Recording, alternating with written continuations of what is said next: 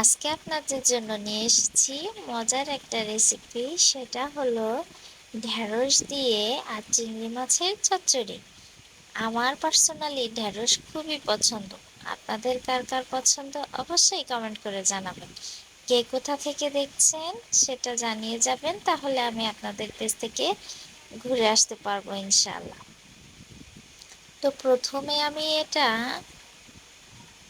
একটা পরিষ্কার পাত্রে কেটে রাখা ঢ্যাঁড়সগুলা নিয়ে নেব।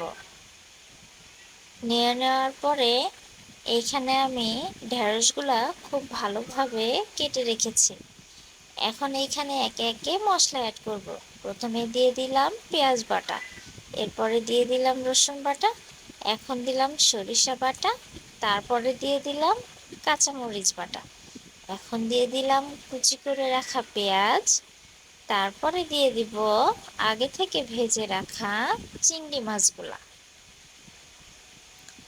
এখন এইখানে চিংড়ি মাছগুলা অ্যাড করে দিলাম।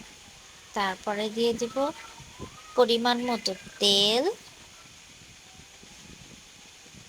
এখন দিয়ে দিব লবণ, তারপরে দিয়ে দিলাম হলুদ, এখন দিয়ে দিব পরিমাণ মতো তেল।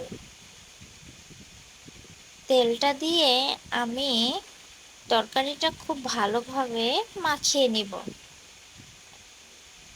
একসাথে খুব ভালোভাবে মশলাগুলো মাখিয়ে নিচ্ছি, কারণ আমি আজকে এটা কষানোর জন্য চুলায় দিব না, সোজাসুজি ঝোলের পানি দিয়ে বসিয়ে দেব। এই জন্য খুব ভালোভাবে তরকারিটা মেখে নিচ্ছিলাম। এখন এইখানে পরিমাণ মতো পানি অ্যাড করে নেব। পানিটা দেওয়ার পরে আমি চুলায় বসিয়ে দেব। আমি দিয়ে দিলাম কিছু মশলার গুঁড়া, এখন দিয়ে দিলাম পানি। এখন এটা চুলায় বসানোর পালা। চুলায় বসানোর পরে এই যে দেখেন আমার তরকারিটা প্রায় হয়ে এসেছে। দেখতে কেমন হয়েছে আপনারা অবশ্যই জানাবেন কিন্তু।